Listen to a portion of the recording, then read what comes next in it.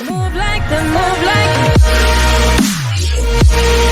channel. So today we're doing a collaboration with TeachSmith, and so today we're doing a collaboration based upon novels that are some of our favorites, and we both chose 5 novels, each in a genre, and we're both going to just talk about them a little bit, give you guys their titles. They'll probably all be in the description if you guys are interested in any of the books and you guys want to check them out for yourselves.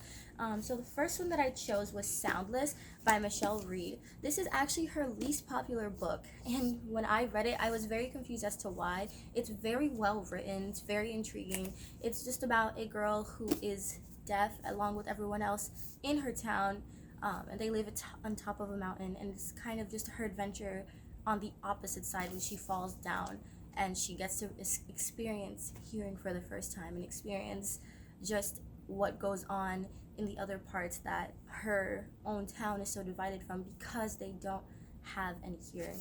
And I really love this book. I think it was well written. I think it had so much depth to it, and I really would recommend.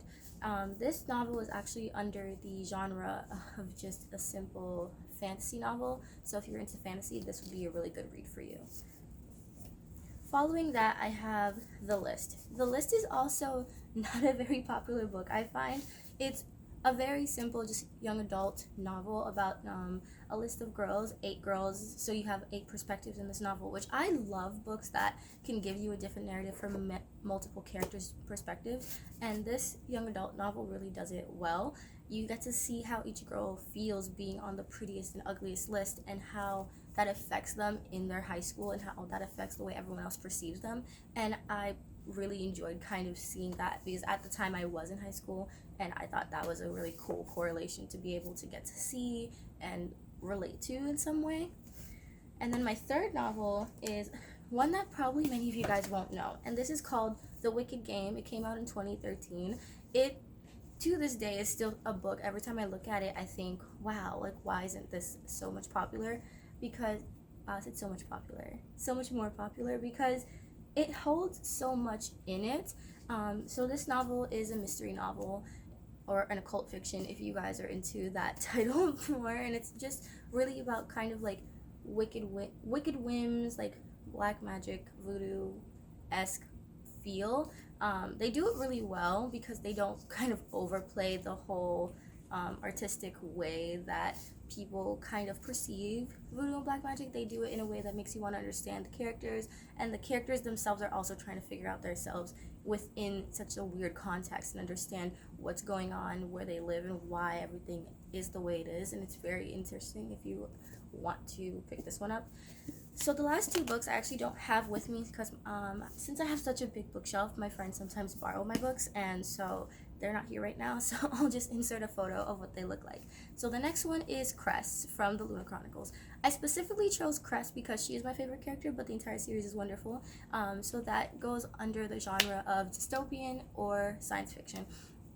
And it's one of my favorite books. I think it's always the second book I recommend to my friends. My first favorite is the book I'll be talking about last.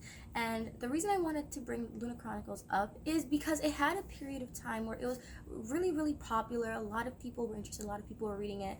And then after that, it kind of just died down, and not many people talk about it to this day.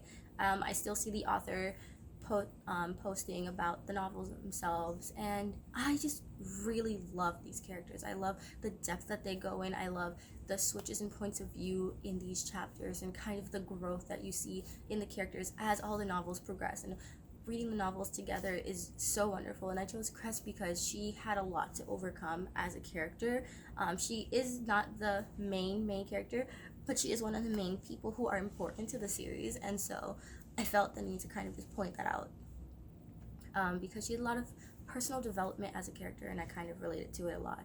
And then my final book that I'm recommending to you guys is called The Selection series. The Selection being the first novel of the book and novel of the series, and probably one of the most popular. And the reason I want to talk about The Selection is because it's a really wonderful book. It's under dystopian young adult romance, and I love that novel. Honestly, one of my favorite novels that I've ever picked up, and that's truly just because of the strong character lead.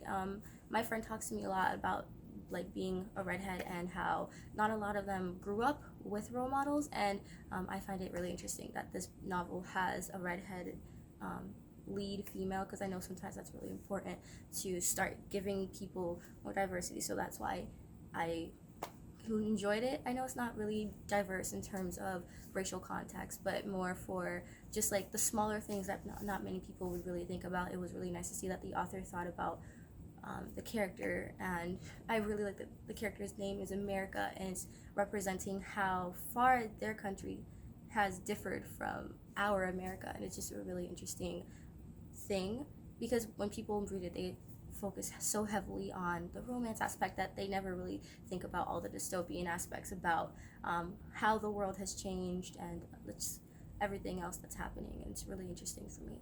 So those are my 5. And so for those of you who don't know me, I'm Moisa. I am a college vlogger, K-pop, and beauty channel. I tend to do book videos as well because I'm an avid reader and author, and I just really enjoy kind of book content, but I never really have enough time. And I don't want to stray too far away from my original content, so I do videos such as this one, so that way people can get a little bit more information about novels, so that way I feel like I'm sharing a little bit more about myself, and you guys are also learning about some good books that not many people know about. But anyway, thanks so much for watching this video.